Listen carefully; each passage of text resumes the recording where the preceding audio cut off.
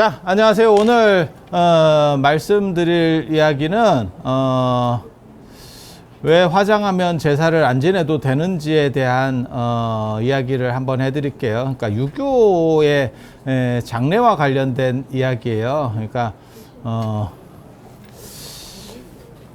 유교에서는 제사가 되는 거고 불교에는 제계가 있는 거예요. 제계가. 그래서 49제, 천도제 이런 제들은 전부 밑에 제. 그래서 요거는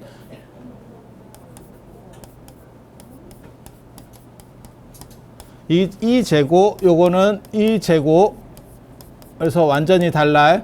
요거는 육달월, 고기 육자를 붓으로 쓴 거고, 고기를 또 놓고, 이게 또 우자예요, 또 우자. 고기를 많이 진설해 놓고, 조상님께 보여드리는 거예요. 그러면 이렇게 올려놓으면, 그거를 이제 조상님들이 드시는 거고, 그렇게 되는 이유는,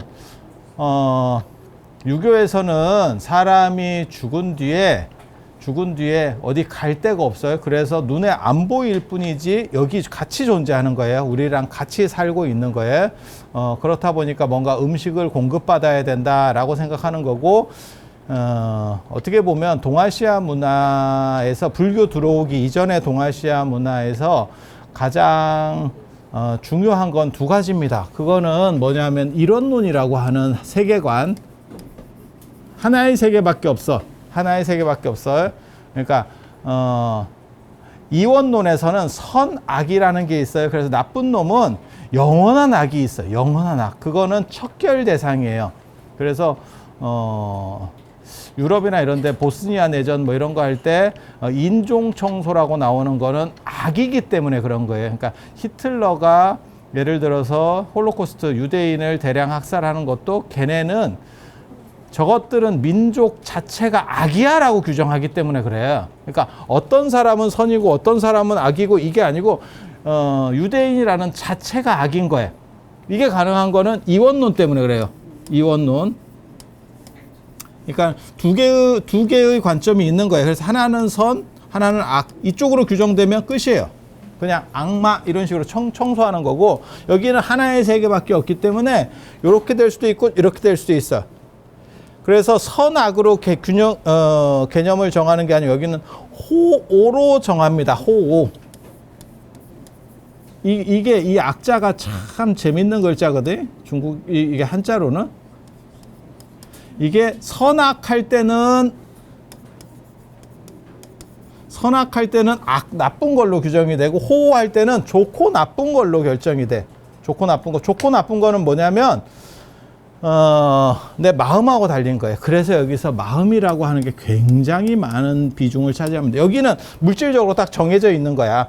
나쁜 놈은 무조건 쓸어버려야 되고, 그게 바뀌지 않아. 좋게 바뀌지 않아. 어떤 상황에서도. 근데 여기는 하나의 세계밖에 없기 때문에 이거 이렇게 보이느냐, 이렇게 보이느냐, 말 잘 들으면 내 아들 같고, 말 안 들으면 내 아들인가 싶고, 그게 가족한테서만 나타나는 게 아니고 내 자신한테서도 나타나요. 내 자신이 마음에 안 들 때도 있잖아.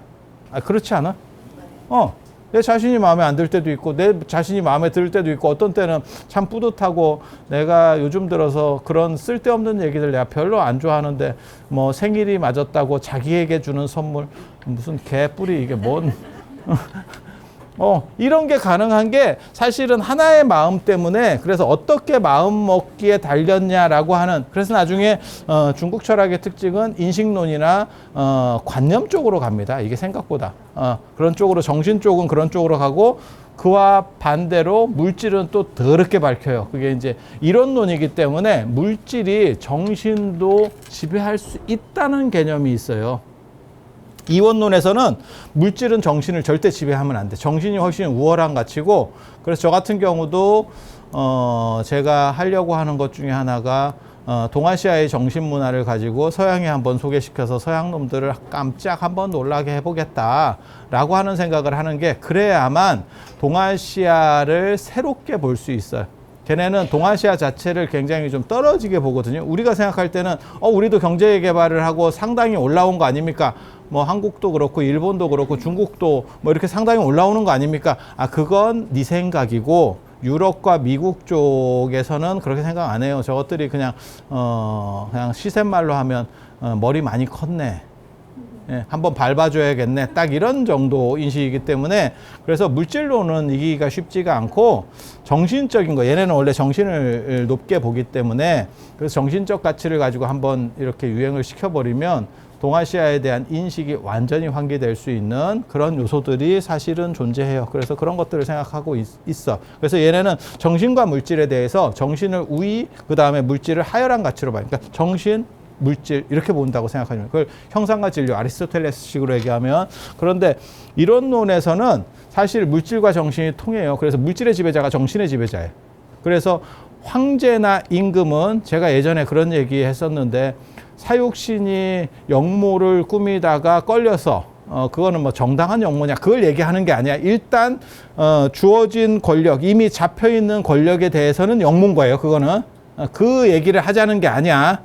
사육신이 정당하냐가 아니고 이미 정권은 바뀌었고 거기에 대해서 반대를 했어. 그건 왕조국가에서는 무조건 죽는 겁니다. 살 확률은 없습니다. 왕조국가에서는 그런 상황에서 내가 자살하려고 해도 사약이 떨어지면 임금이 사약을 내리면 목을 멜라고 끈으로 올라갔다가도 내려와서 사약 먹고 죽어야 돼.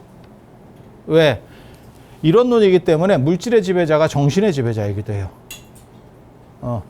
그래서 동아시아에는 종교가 발전하지 크게 이렇게 독립적으로 발전하기 어려웠었던 이유 중에 하나가 뭐냐면 황제가 정신까지도 사람의 정신까지도 관리해.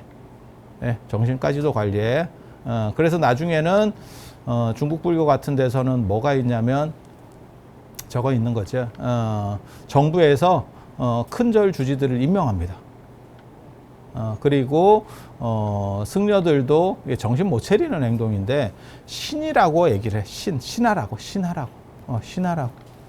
그리고 그러다 보니까 우리나라에서도 한국 불교를 대표하는 것 중에 하나가 뭐 호국 불교 뭐 이렇게 해서 그 굉장히 재밌는 거예요. 호국 불교가 재밌다는 건 아니고 조선시대 때 숭유억불로 그렇게 두드려 맞았는데 임진왜란이나 이런 게 터지니까 승병이 나오더라. 그건 굉장히 재밌는 구조예요. 왜냐하면 우리를 계속 핍박하면 사실은 쟤네가 당했을 때 어떻게 보면 적의 적은 아군이다 라는 논리도 성립할 수 있는 거거든요. 그런데 그렇게 안 하고 승군으로 자기 죽는 줄 모르고 싸우는 이유는 뭐냐면 물질과 정신을 임금이 다 지배한다라고 하는 그런 개념들이 존재해서 그래. 그래서 요런 식으로 이론론하고 또 하나가 뭐냐면 기론이에요. 기론. 이게 기론이 이론론을 대표하는 어떻게 보면 마음과 더불어서 이 기라고 하는 게 이론론을 대표하는 마음은 어떻게 관점을 어떻게 할 것이냐고 기론이라고 하는 거는 이 세계를 어떤 식으로 구성했는지를 설명하는 방식이에요. 그래서 이 귀신이라고 하는 것도 굉장히 재밌는 게 오래된 귀신은 없어. 오래된 귀신은 없어. 그러니까 뭐 삼국시대 귀신이 있고 이러면 야 그거 진짜 대단한 거예요. 그런 귀신들이 존재할 수만 있으면 엄청나게 대단해. 왜? 역사를 새로 쓸 수 있어. 현장 증언자가 있다. 그런 귀신만 잡아오면 되는 거야. 어디 무당 동원해서 그래서 제가 얘기하잖아요. 무당도 그게 이제 대부분 구라입니다. 대부분 구라예요. 신내림을 받고, 그러니까 뭐 전생을 본다는 둥 이것도 거의 아주 특수한 경우에는 다 구라라고 보시면 돼. 그러니까 전생이든 뭐 신을 받아가지고 내가 옛날 무슨 뭐 예를 들어서 몇백 년 전 사람이 내 몸 안에 들어왔어. 딴 거 다 필요 없고요. 뭐 맞추고 자시고 내 운명을 맞출 필요가 없어. 그 당시 언어만 사용하면 돼. 예. 그러면 그게 옛날 말인지 바로 검증이 끝납니다. 그러니까 그 당시 유행하던 노래 한 번만 불러주세요. 이러면 되는 거야. 그러니까 몇백 년이 흘러서 뭐 서태지와 아이들 아니면 뭐 조용필 노래 이런 걸 우리가 벌써 잊어버린 거야. 근데 그 당시에 딱 한 번만 불러주면 그게 진짜인지 가짜인지는 감별할 수 있다니까. 이런 식이면 맞는 것 같은데 그렇게 하면 끝이에요. 근데 그런 거 알 수 있는 사람 아무도 없어. 아무도 없어. 그리고 만약에 귀신이 뭐 자유로 귀신이 있든지 뭐 어디 귀신이 있든지 간에 그 귀신이 나타난다 하는데 오래된 귀신이 없어. 나 임진왜란 때 죽어가지고 나 너무 억울해요. 나오는 놈이 없어. 이거 굉장히 재밌거든. 굉장히 재밌는 구조거든. 근데 그런 거를 주자는 뭐라 그러냐면 기운이 흐트러지기 때문에. 그러니까 죽은 뒤에 우리는 이렇게 형체적으로 좀 단단하고 이게 죽으면 이렇게 단단한 거는 없어지고 약간 좀 성근 것만 남는 거야. 에너지가 좀 약한 거. 그 대신에 그게 좀 더 조밀하다고 생각하는 거예요. 그게 귀신입니다. 그게 귀신. 죽으면 어떻게 되냐면 3온7백이라 그래서 아니 그냥 저들이 얘기하는 방식을 얘기하는 거예요. 혼백인데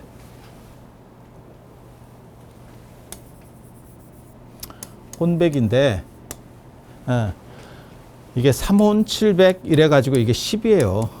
그래서 이게 십진법 이후에 나온 만들어진 문화 배경인갑다라고 하는 걸 알 수 있고 이 백이라고 하는 게 어떻게 보면 나중에 유령이 되는 거는 요 백이고 백은 이 혼을 육체에 잡아놔. 그래서 이런 쓸데없는 얘기를 해서 될란가 모르겠다. 이게 나야. 그러면 이게 육체고 이게 혼이야. 혼, 영혼. 이거를 잡아놓는 어떻게 보면 악교 같은 놈이 백이에요. 그래서 사람이 죽으면 혼비백산. 혼은 날라서 혼은 튀어나오고 혼비가 나른다는 뜻이거든요. 그러니까 여기서부터 이탈하고 분리하고 백산, 백은 흐트러지는 거야. 그러니까 이 악교가 떨어진 거야. 그렇게 하면 얘는 독립해서 나가는 거고 얘가 더 정밀하긴 한데 영혼은 더 정밀하기는 한데 얘는 일반 이런 물질보다는 조밀도가 약해. 그래서 우리는 훨씬 단단한 거고 이게 이제 우리도 흐트러져 가는 거지. 이게 흐트러져 가는 거지. 그래서 그 영혼이 죽고 나면 어디로 딴 데 이런 놈이니까 딴 데로 가는 세계가 없어. 이 세계 안에 있어야 돼. 그러니까 신선도 이 세계 안에 있는 거고 영혼도 죽은 귀신도 이 세계 안에 있는 거예요. 그래서 밥을 주는 거고 어느 정도 시점까지는 매일 밥을 줍니다. 그게 3년 심효살이라고 하는 거고 음식을 계속 에너지 공급원이 필요한 거야. 그리고 그게 이제 끝나고 나서 저쪽에서 어느 정도 적응이 되면 좀 흐트러지는 겁니다. 정확하게 말하면 흐려지는 거야. 마치 우리 기억 흐려지듯이 흐려지는 거야. 이게 자체 에너지를 생산하지는 못해요. 우리는 자체 에너지를 생산할 수 있고 육체가 있기 때문에 얘네는 자체 에너지는 생산을 못해.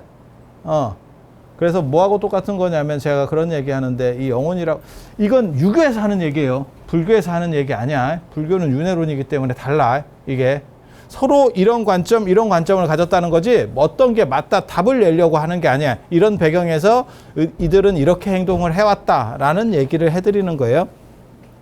그래서 기차하고 똑같아요. 기차가 계속해서 이렇게 가잖아. 뭐 예를 들어서 KTX야. 그래서 300km로 가고 있어. 그런데 이걸 멈췄어. 내가 더 이상 에너지를 넣지 않아. 그래도 이게 몇 킬로를 간다고 해. 몇 킬로 가는 요 시간이 제사 기간이라고 보시면 되고 이거는 속도가 점점 떨어지겠지. 여기는 속도가 계속 유지가 되는 거고 내가 에너지를 계속 넣을 수 있으니까 여기는 넣는 게 아니에요. 그러면 여기는 아예 에너지를 안 넣느냐? 넣어주긴 넣어줘. 누가 후손이. 그게 제사예요. 처음에는 이거를 또박또박 넣어줘서 이게 이쪽에 적응할 때까지 기다려가는 거고 그 뒤에는 1년에 한 번씩 아니면 뭐 한꺼번에 합동 뭐 어쩌고저쩌고 하면서 이렇게 넣어서 유지시켜 가다가 어느 정도 지나면 얘가 쓰겠지. 이런 식으로 에너지를 넣는 게 아니기 때문에 이게 계속 규칙적으로 넣는 게 아니면 쓰겠지. 그러면 더 이상 제사는 지내지 않고 끝나는 거예요. 그리고 제사만 저렇게 되는 게 아니고 귀신도 어느 시점이 되면 오래된 귀신 없다라고. 장화홍련 같은 게 진짜 오래된 게 장화홍련처럼 억울하게 죽은 사람이 삼국시대에는 없었을까? 삼국 통일 과정에서도 억울하게 죽은 사람 진짜 많을 것 같은데? 그런 귀신이 한 명만 우리에게 포집이 되면 고대 문화가 다 어느 정도 이상 드러나는 거예요. 와, 그거 삼국사기, 삼국유사는 게임도 안 돼. 우리 동네에 이런 얘기가 있었는데요? 이러면, 야, 그 무당은 진짜 박사 100개를 줘도 안 아깝다. 한 놈이 없어요. 한 놈이 없어요. 그래서 유교에서는 오래된 귀신은 없다. 그거는 주자어류 귀신편 같은, 왜? 기가 흐트러지기 때문에. 마치 구름은 계속 생성이 되는 거지만 오래된 구름은 없겠죠. 왜? 흐트러지니까. 그러면 흐트러지면 끝나느냐? 아니, 그게 다시 재구성을 하면서 구름처럼 모이는 거야. 그러면 인간이 된다라고 생각하는 거야. 그 인간이 되는 진료 조건은 어디냐면 부모의 정혈, 부모 플러스 자기가 태어난 그 고향의 땅, 그 다음에 별의 전기예요. 그래서 이게 결합되어 있기 때문에 사람 죽으면, 위인들이 죽으면 뭐 별이 떨어졌다는 둥 뭐 이런 쌉소리 딱 들어봐도 별하고 뭔 관계가 있나 싶죠. 그게 이제 나중에 소우주론 뭐 이런 거하고 다 연결이 있어요. 근데 다 설명할 수는 없고, 아무튼 기론에 의해서 기가 흐트러진다. 그리고 그 흐트러진 것들은 다시 다른 조건 속에서 재조합돼서 만들어진다. 그래서 제가 그런 얘기 했잖아요. 신토불이라고 하는 게 왜 우리 농산물을 먹으라는 건지 이해를 못 하겠다. 신하고 토니까 내 몸은 흙에서 나온 거야. 여기서는 고향이에요. 그래서 고향을 떠나서 살지 마라라고 하는 게 있고, 유교에서는 이런 인식이 있었기 때문에 어떤 게 작동을 하는 거냐면, 사람이 죽을 때 집에서 죽어야 되고, 고향에서 죽지 않으면 객사고, 객사는 집안에도 안 드리는 문화가 있는 거예요. 그 기질을 지가 어긴 거지. 그래서 수구초심이라고 여우도 죽을 때는 머리를 자기 고향 쪽으로, 말 같지도 않은 얘기, 그냥 딱 들어봐도. 그런데 그런 이야기를, 말 같지도 않은 게 왜 널리 퍼져 다 한 번씩 들어봤잖아. 그런 식으로 왜 퍼져 있느냐? 그게 이 고향에 대한 강조. 이게 네가 만들어진 최적합의 에너지를 가진 자리가 네 고향이기 때문에. 예. 더 잔인하게 얘기하면 저게 고향을 이탈하지 못하고 농사짓게 해서 노동력을 착취하고 세금을 잘 효율적으로 거두고 반란의 징후를 죽이기 위한 정치적 수단이에요. 사실은 이게. 예, 정치적 술책인데 사람들은, 일반 민중은 거기까지 이해를 절대 못해. 그래서 그렇게 하면 그냥 고향 안 떠나고 계속 사는 거고, 농경문화에서는 고향 떠난다는 게 굉장히 어려워요. 지금은 이사하기가 쉽지만 예전에 이사한다는 거 굉장히, 그래서 뭐 3대째, 4대째, 5대째, 6대째 다 그렇게 살았어. 다 그렇게 살았어. 그러면 이사 갈 때는 어떻게 합니까? 옆으로 간다. 옆으로 간다. 바로 옆으로.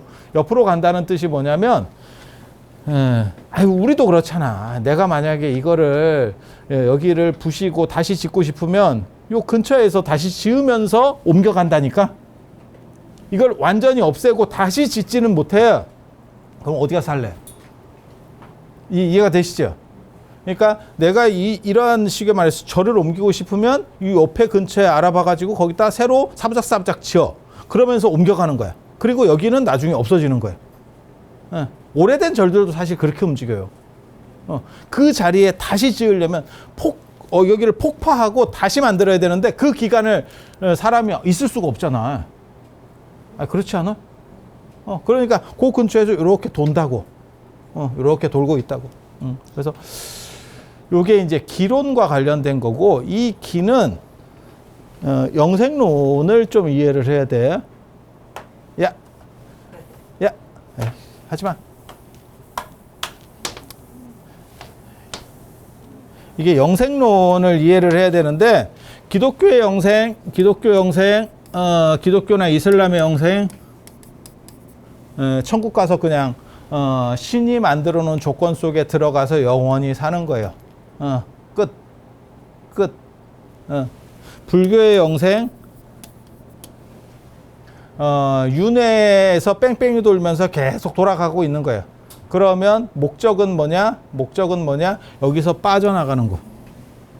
그걸 열반이라고 합니다. 열반이 죽음이라는 뜻 아닙니까? 아니에요. 완성이라는 뜻이에요. 완성.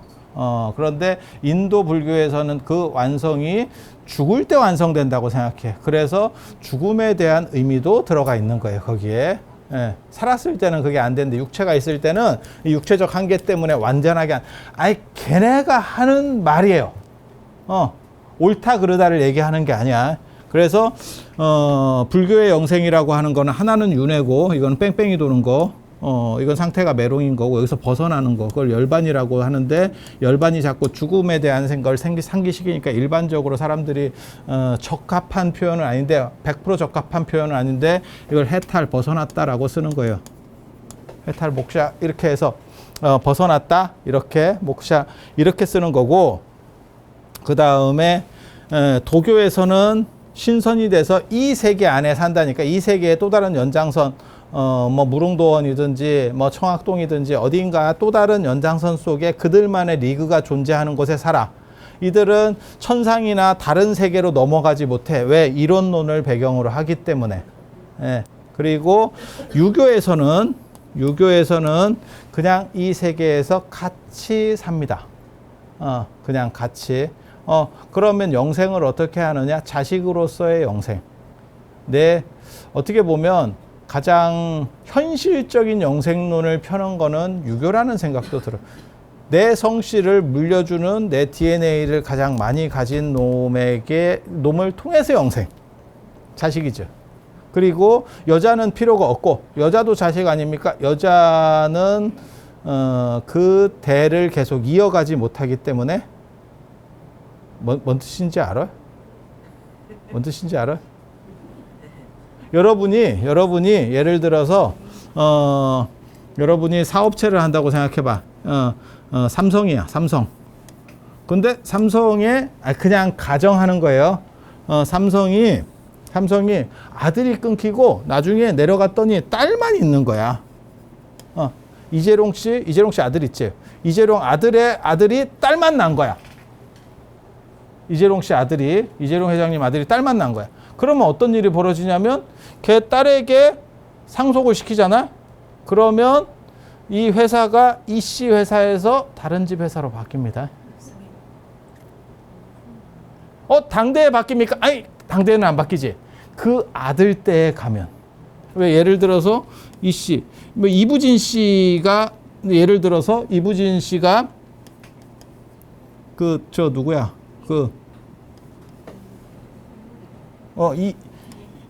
이무재 씨하고 결혼했었잖아. 지금은 이혼했지만. 그러면 이 집 아들은 임씨겠지. 이 씨가 아니잖아. 그러면 이게 한 단계 넘어가면 어떻게 돼? 임씨게 되는 거예요. 그래서 여자가 상속권을 못 가지는 거야. 아니, 유교에서는 그렇게 얘기한다니까. 내가 그렇게 얘기하는 게 아니고 성씨가 바뀌어버린다고. 이게 왕조라고 생각해봐. 그러면 이게 굉장히 재밌어진다. 이거 뭐 그럴 수도 있는 거 아닙니까? 같은 피 아닙니까? 같은 피야. 같은 피인데 상징성이 달라져. 그래서 그게 북의 시족제라고 하는 게 누구 성을 따랐느냐. 그래서 남아 선호가 굉장히 이 유교에서는 강력할 수밖에 없어. 성씨가 바뀐다니까. 조선이라는 나라가 전주 이씨 나라인데 이런 식으로 가잖아요. 그러면 이게 박씨도 될 수 있고 뭐 김씨도 될 수 있고 그럴 것 같지 않아? 사위에게 넘어가진 않아. 근데 그 사위 다음 때는 사위성을 따른단 말이야. 이해가 되시죠? 그렇게 가는 거예요. 그래서 이 유교에서는 자식으로 상속된다가 이게 영생론이에요. 유교의 영생론은 자식이에요. 그리고 그 자식은 아들입니다. 아들. 제가 전에도 그런 말씀 드렸어. 유교의 영생론이라고 하는 것은 마치 식물과 같다. 그래서 식물이 씨를 받아서 그 식물로 계속 영속한다라고 하는 개념. 그러니까 꼭 이렇게 생각할 게 아니고 그 개나리 생각하시면 돼. 개나리. 개나리가 있어. 개나리가 이렇게 여러 가닥이 있는데 이게 한 나무예요. 한 나무. 뿌리가 같은 한 나무. 요거를 딱 잘라 가지고 요걸 요렇게 해서 화분에 꽂으면 얘가 뿌리가 나면서 새로 하나의 나무가 돼. 요런 식으로. 요거는 같은 나무도 아니고 다른 나무도 아니에요. 요런 식으로 상속된다는 게 유교의 관점이에요. 유교의 관점. 그리고 요 기운은 어떻게 내려가냐면 저 기론인데 이 기론에서의 가장 재밌는 것 중에 하나가 불을 통과하면 기가 단절이 돼요. 불을 통과하면 기가 단절된다라고 생각을 해요. 그래서 결혼식이나 뭐 이런 데서 외부인이 들어왔을 때, 며느리가 들어온다거나 했을 때 그 저쪽 기운, 우리 집 기운이 있고 그 집 기운이 있는 거야. 그게 충돌하면 집안에서 뭐 사고가 나고, 옛날 얘기하는 거야. 옛날 사람들은 그런 생각을 많이 했어.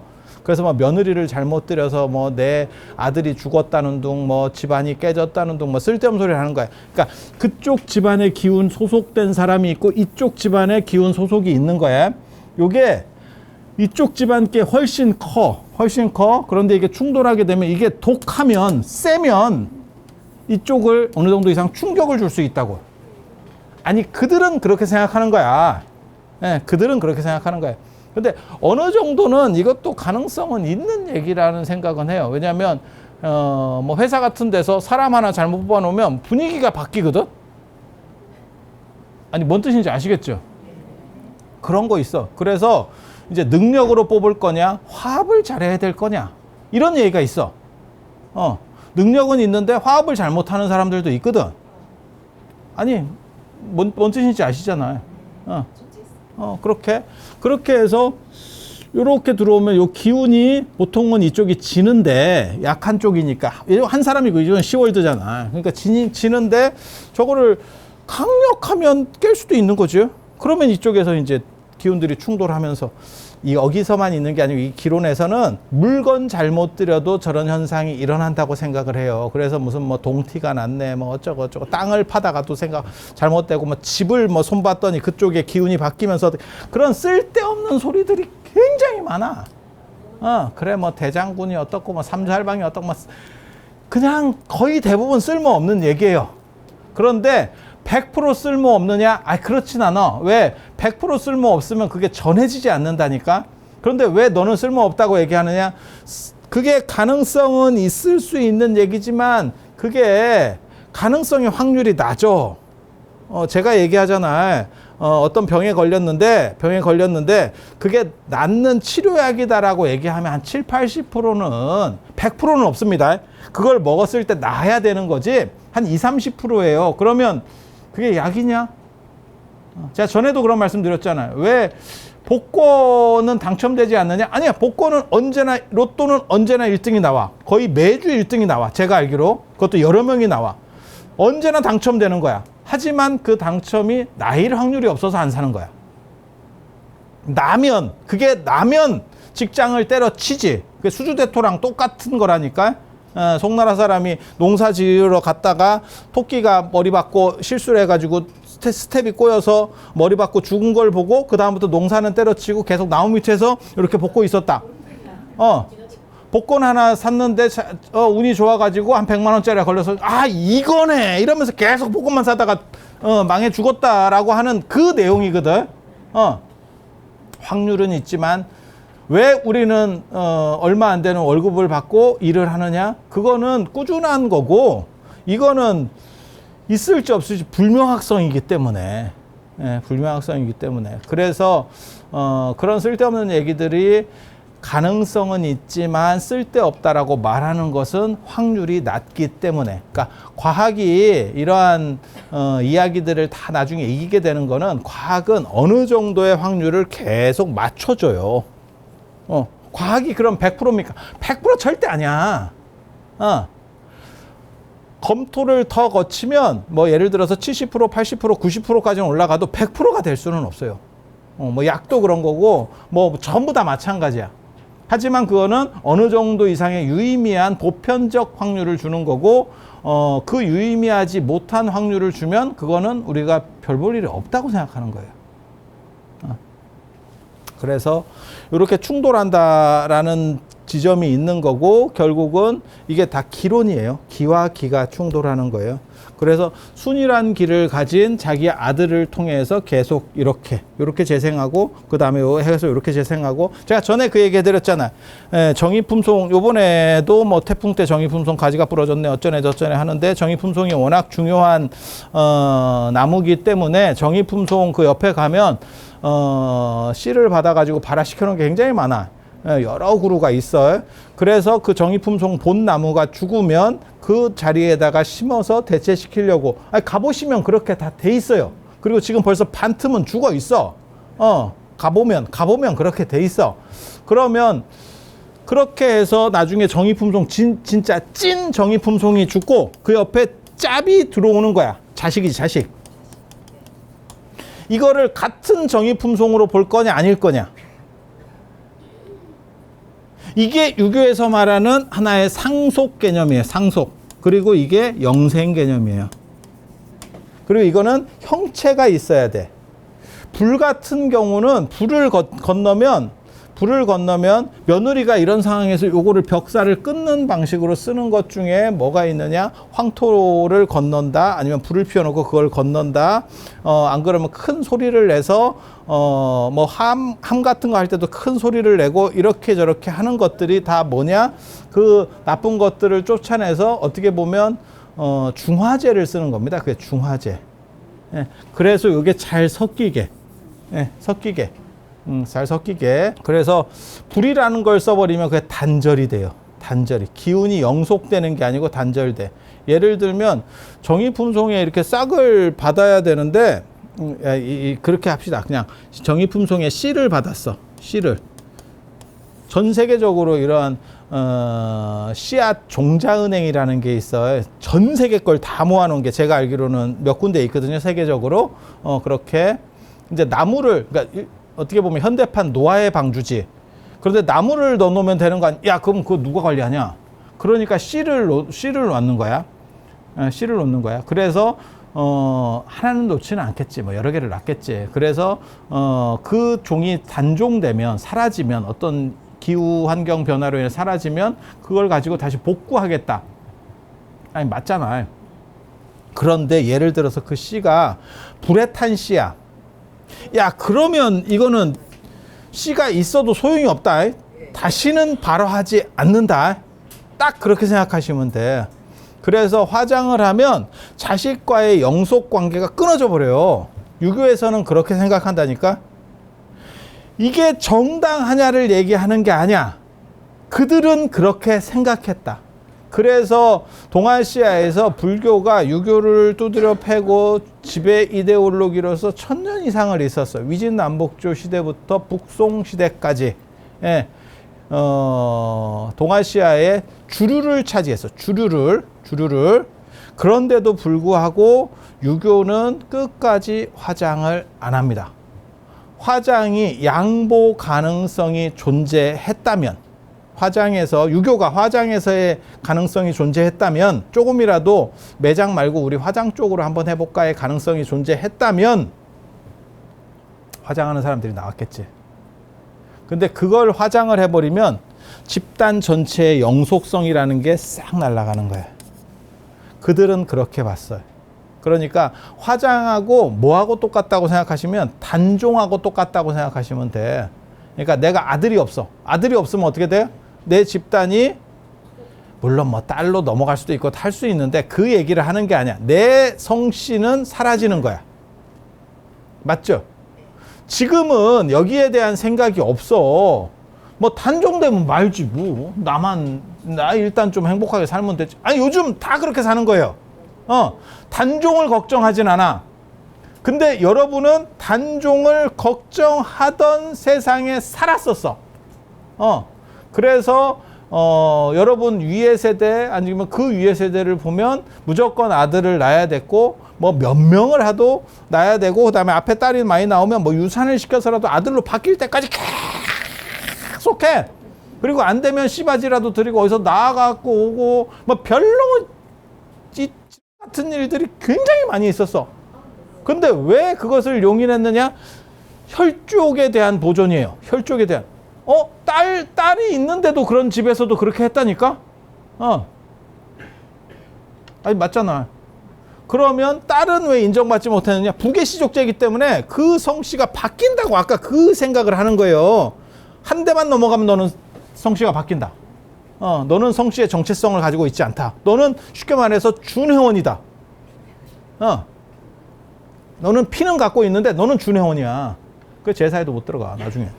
그래서 요런 이야기들을 보면 화장해버리면 단절되는 거예요. 그러니까 더 이상 후손이 없는, 무남이 되는 거하고 똑같아. 무남이 되는 거하고, 그러니까는 애가 없는 거하고 똑같아. 아들이 없는 거하고 똑같아.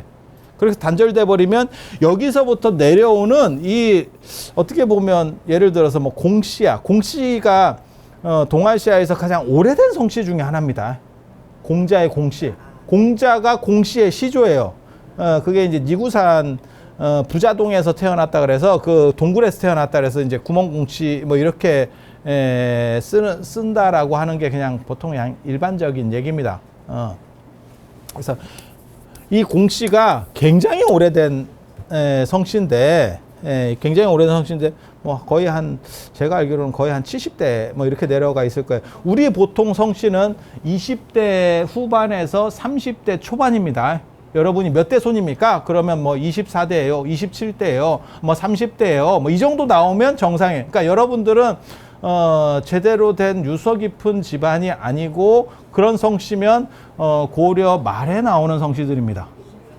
고려 말에 나오는 성씨입니다. 대수가 그렇게 간다니까. 우리나라에도 그렇게 오래되는 성씨가 있어요. 박씨, 예, 박혁거세, 뭐 김할지 이런 후손들은 오래 가. 물론 공자같이 이렇게 오래 가진 않아. 연대가 박혁거세나 뭐 김할지나 이런 분들도 다 기원 전후 분들이기 때문에 기원 전 그때쯤 사람이기 때문에 공자같이 오래 가진 않아. 근데 대부분의 우리나라 성씨는 20대 중반 정도에서 30대 정도 사이에서 거의 끝납니다. 그거는 고려 말에 성씨들이 대부분 만들어지기 때문에 그래요. 그렇게. 그래서 이런 성씨에서 내려오는 어떠한 에너지의 흐름이라는 게 있어. 그 흐름을 뭐라고 얘기하냐면 주역식으로 얘기하면 적선지가 필요여경, 적악지가 필요여왕이라고 집안에 계속 내려오는 그게 조상의 음덕이에요. 그리고 그것을 계속 연결시키고 견고하게 해나가는 게 제사예요. 그래서 돌아가시는 분에게 밥을 주고 그러면 그 밥을 음식을 공양해 드리면 그 공양 받은 분이 아유 너네 잘했어요 이러면서 음덕을 내려줘. 그래서 선을 많이 쌓은 집에는 적선지가 필요여경, 경사가 있다. 남은 경사가 있다라고 하는 게 뭐냐면 그 집안에서 내려오는 어떻게 보면 기운의 흐름이야. 흐름. 그런데 그 흐름과 화장을 해버리면 이 흐름 자체가 끊어져 버리는 거예요. 그래서 제사라고 하는 거는 매장이라는 게 필수 조건이라니까. 필수 조건. 그래서 둘 중에 하나 조건이 끊어졌어. 그럼 날아가는 겁니다. 그럼 날아가는 겁니다. 뭐하고 똑같은 거냐면 부부가 있어. 부부가 있어. 이게 남편과 아내가 있어야 이게 필수 조건이에요. 그런데 내가 이혼을 했던 사별을 했던 이렇게 해서 한쪽이 날아갔어. 나는 존재해도 부부는 아닌 거야. 아니 그렇잖아. 필수 조건 중에 하나가 무너지기 때문에. 그래서 제사하고 매장은 무조건 필수 조건이에요. 둘 중에 하나가 형성이 안 되면 하나는 해봐야 그냥 헛방이야. 헛방.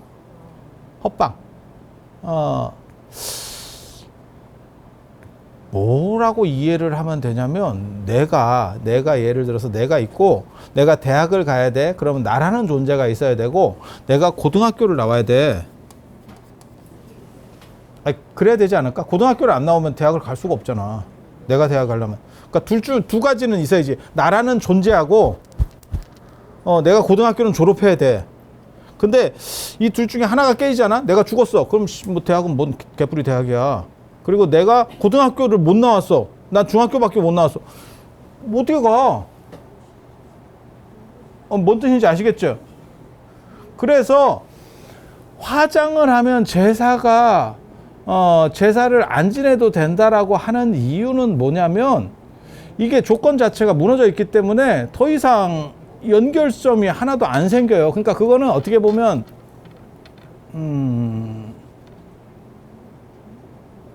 약간 이벤트 같이 되는 거지. 본래 목적을 벗어나서 약간 이벤트 같이 되는 거야. 이벤트 같이. 예.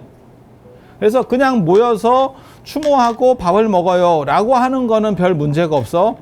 그러니까 뭐 화장을 하고 난 뒤에도. 하지만 이게 필수 조건에서 이미 무너져 버렸기 때문에 해도 그만 안 해도 그만이에요. 그게 뭐하고 똑같은 거냐면 뭐 생일 같은 경우는 집에서 꼭 차려. 근데 여러분들은 뭐 그럴 일이 없겠지만 젊은 사람들 같은 경우 그거 있잖아. 뭐 200일 기념, 뭐 300일 기념. 보고 있으면 웃기지. 저러다가 이제 깨진다. 저러다 깨진다. 여러분이 볼 때는 그건 필수적이지 않잖아. 지들끼리 재밌어서 좋아서 하는 갑지. 이런 정도 생각을 하면 되는 거예요. 그래서 화장을 했을 때 제사는 필수 조건 자체가 이미 무너져 있기 때문에 더 이상 안 해도 됩니다. 안 해도 됩니다. 근데 제가 방금 뭐라고 얘기했냐면 그게 추모나 이런 거는 가능하다 그랬잖아요. 그러니까 귀신이 그 화장해버리면 단절되면서 어떻게 보면 소멸한다라고 생각을 하시면 돼. 화장해버리면. 불을 건너간 건 다시 못 온다는 게 있어. 이 동아시아 문화에는. 매장과 제사는 연결돼 있고, 매장과 제사는 연결돼 있고, 화장은 제사랑 연결되는 게 아니고 추모랑 연결될 수 있는 거예요. 추모. 그래서 이 매장에서 나타나는 요 제사, 돌아가신 분에게 음식을 제공해 주는 거는 화장을 통해서 귀신이 사라졌다라고 보시면 돼요. 그래서 이건 헛제사가 되는 거라서 굳이 안 해도 되고, 절에서 하는 사식구제나 이런 거는 재개라니까. 몸과 마음가짐을 바로 한다라고 하는 이 재개라니까.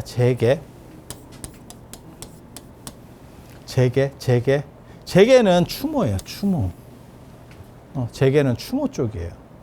그리고 그 추모를 어떻게 하는 거냐면 그분이 돌아가시기 전에 공덕을 쌓아야 다음에 윤회할 때 좀 더 좋은 조건으로 간다라고 생각해요.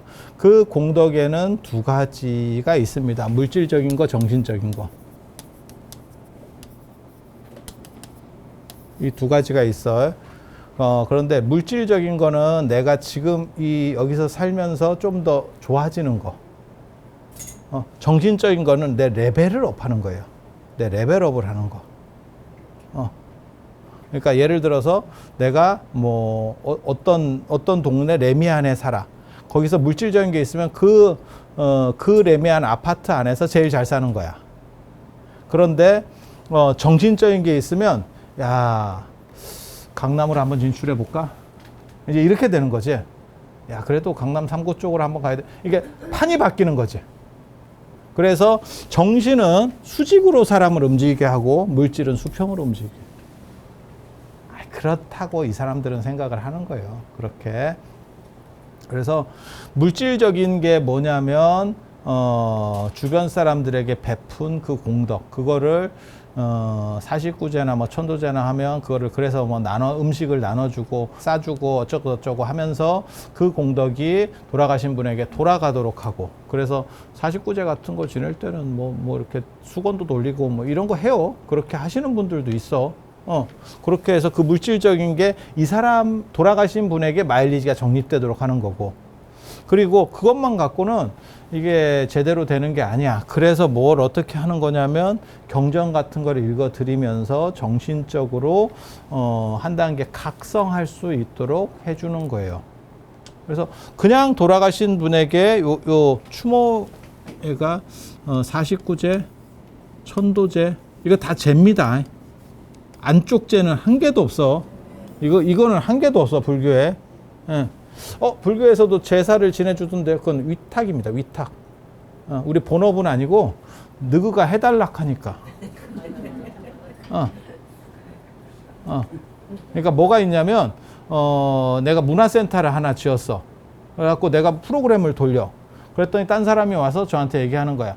나한테 프로그램이 있는데 너가 공간 좀 임대해서 좀 안 쓸 때 빌려주면 안 돼? 그럼 내가 얼마 비용을 지불할게. 뭐 1시간 쓰는데 10만 원 줄게. 그러면 내가 어떻게 하냐면 뭐 어차피 안 쓰는 거니까 그럼 10만 원이라도 벌지 뭐 이러면서 그냥 임대를 해줄 수 있는 거. 그건 그 시간 임대지. 시간에 따른 공간 임대. 그게 절에서 제사를 지내는 이유라고 보시면 돼요. 그렇게. 그리고 이게 들어온 이유는, 이렇게 들어오는 이유는 사실은 예전에는 고려시대 때는 돈 있는 사람은 자기 절을 하나 지어서 자기 쉽게 말해서 전주이 씨의 종묘 같은 그런 원찰이 하나 있어. 그래서 그 스님이 보통 때는 그냥 불교적인 걸 하고 당신들 집안일 있을 때는 그 집안일을 해줘야 돼. 이해가 됩니까? 그러니까 예를 들어봐. 내가 굉장히 잘 사는 사람이야. 내가 굉장히 뭐 재산이 수조 원이 있어. 근데 내가 집안에서 제사를 지내야 되고 뭐 이런 거를 내가 계속 해야 돼. 그건 뭐 어려운 일이 아니야. 근데 그러지 말고 따로 제실을 하나 만들어 놓으면 좋겠다. 뭐 충분히 가능한 얘기잖아요. 근데 그렇게 해도 그게 쓸 때만 쓰고 하니까 사람도 좀 없고 약간 무서운 느낌도 있고 그래. 그러니까 어떻게 되냐면 그러지 말고 제실 겸 사찰을 하나 만들자. 그래서 그 스님하고 쇼부를 보는 거야. 저한테 얘기를 하는 거야. 내가 너한테 절을 하나 지어줄 테니까 너가 보통 때는 써. 단지 콘도처럼 우리의 목적이 있을 때는 너는 그 일을 우선으로 해줘야 돼. 라고 이야기를 하고 절을 지어주고 유지비를 내가 대신 대줄게. 그러면 제가 어떤 반응을 보입니까? 콜 이렇게 나오겠지. 그런 걸 원찰이라고 합니다. 원찰. 네, 원찰. 그래서 그렇게 하다 보니까 절에 이런 게 들어오게 된 거예요. 근데 원래 이거는 타종교 종교 의례이기 때문에 절에서는 하면 안 돼. 원래는 그래서 불교 쪽에는 천도제, 그 다음에 뭐 우란분제 다 잽니다. 그 다음에 수륙제, 영산제, 예수제,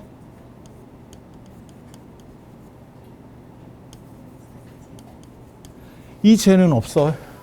그래서 이거는 추모의례 중심이고 그 사람의 천도를 발언하는 거기 때문에 천도라는 개념은 다른 이원론적 세계관이 있어서 이쪽에 안 좋은 데서 이쪽으로 간다라는 세계관이에요. 유교에는 천도라는 개념이 없다니까. 원한을 풀어주는 건 있어. 유교에. 해원이라고 하는 건데 그 무속에도 있고 유교에도 있는 거예요. 그러니까 저게 뭐 어떤 일을 이루려고 했는데 못하고 돌아가셨어. 그러면 자식이 우리 아버님께서 그런 걸 하시려고 했기 때문에 내가 이런 걸 한다 라고 하면서 맞춰주려고 하는 게 있어. 그러니까 예를 들면 뭐 최영이 뭐 청렴하게 살았는데 나중에 결국 이성계한테 밀려서 뭐 무덤에 풀도 안 날 정도로, 그래서 그런 것들을 최대한 어떻게 신원해 줘야 된다. 그런 거 들어보셨죠? 신원. 그러니까 원을 풀어주는 거지. 원을 풀어주는 거지. 그거는 같은 이 세계 안에 존재하는 사건이에요.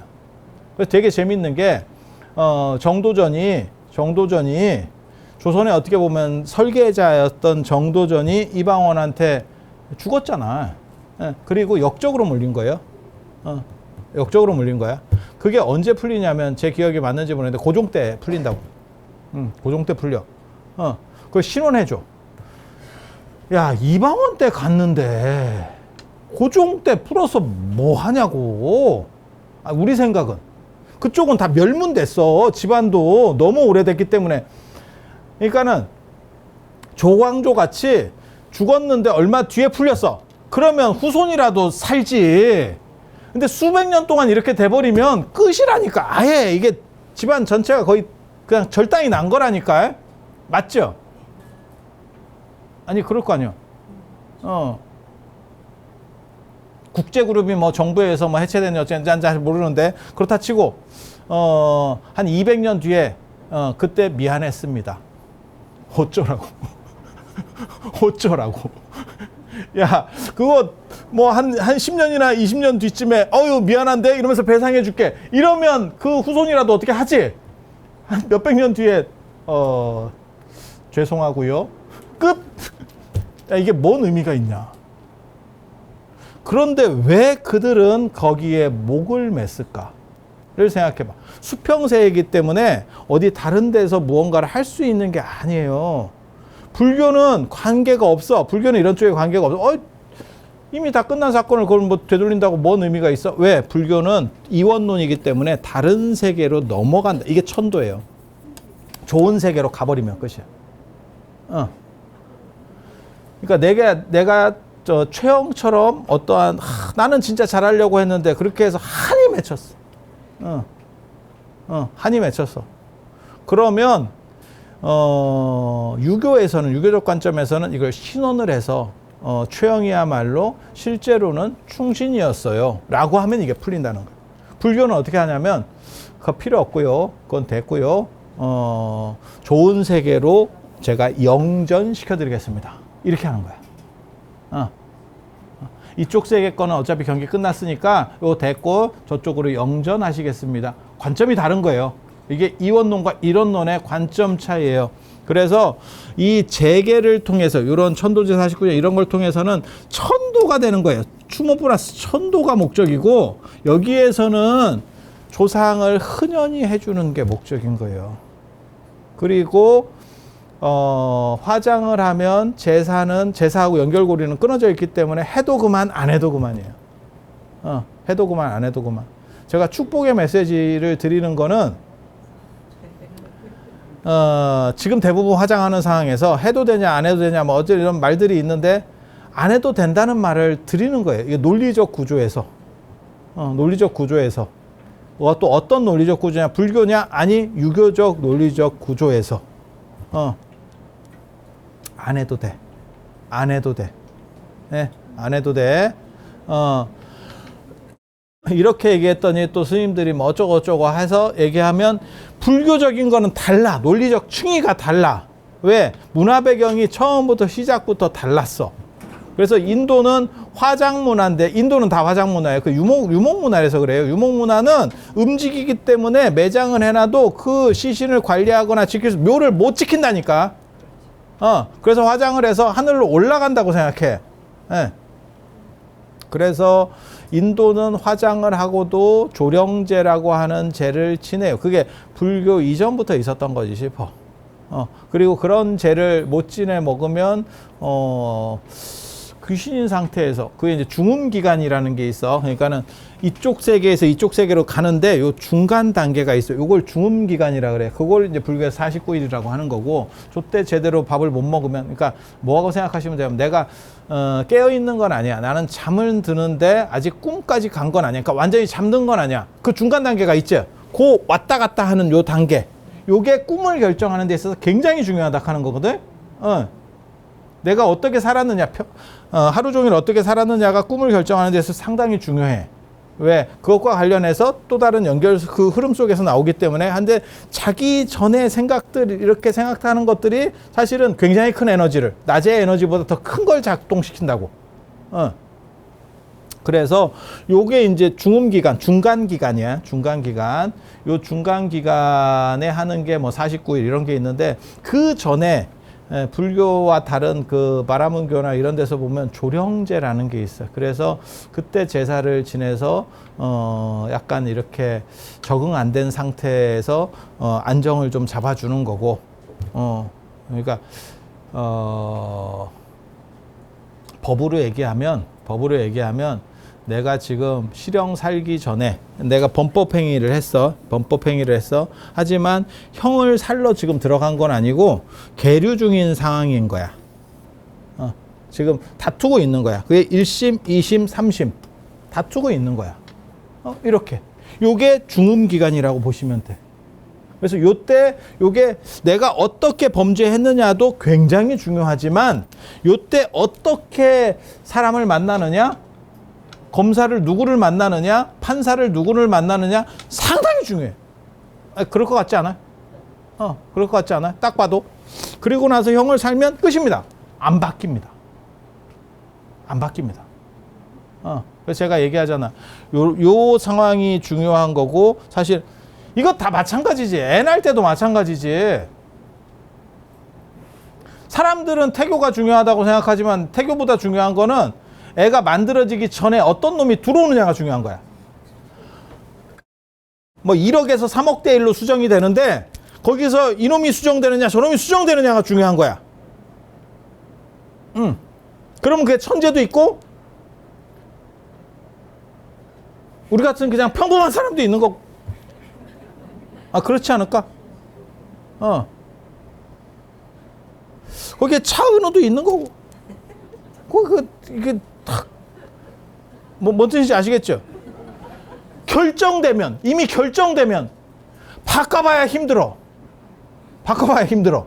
물론 그나마 결정돼서도 초기에 바꾸면 좀 나은 거고, 그게 태교고, 그 다음에 조기 교육인 거고.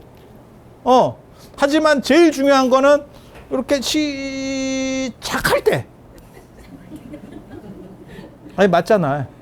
그래서 여기서 결정이 되면 이게 잘 안 바뀐다는 거예요. 그래서 요 에너지들을 어떻게 할 거냐가 이런 제들을 지내는 사실은 이유라고 보시면 돼요. 그리고 그때 그러면 왜 불교의 제례에서도 이러한 쉽게 말해서 제계 속에서도 밥을 줍니까? 밥을 올려줍니까? 그거는 유교하고 2000년 동안 동거하면서 서로가 서로를 닮아간 결과예요. 그래서 유교는 불교를 타고 들어온 향이나 그 다음에 향절이라고 하는 문화가 유교의 제사 속으로 들어갔고, 향하고 절, 향 피우고 절하고가 들어갔고, 이쪽에서는 밥 놔주는 문화가 들어가는 거예요.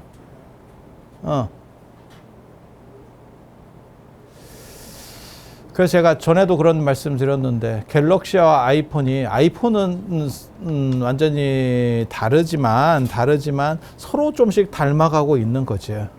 서로 좀씩 닮아가고 있는 거죠. 그렇게 발전해 가는 거예요. 그렇게 발전해 가는 거예요. 그렇지만 그 본질은 하나는 안드로이드고 하나는 ISO고 완전히 다른 체계 속에 존재한다더라. 그래서 그것은 섞이지 않으면서 비슷한 것처럼 보이는 상황을 연출하고 있다더라. 그리고 가장 큰 차이는 얘는 밤문화, 얘는 남문화예요. 남문화예요.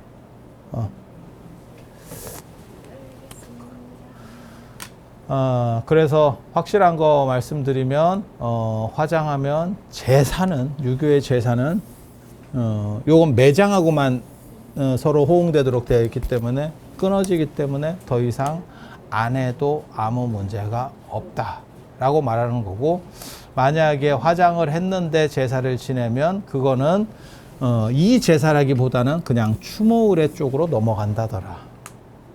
라고 이해를 하시면 되겠습니다. 오늘 이상 마치고 다음 기회에 또 제가 여러분들에게 축복의 메시지 전해드릴 수 있도록 하겠습니다. 자, 들어주셔서 감사합니다.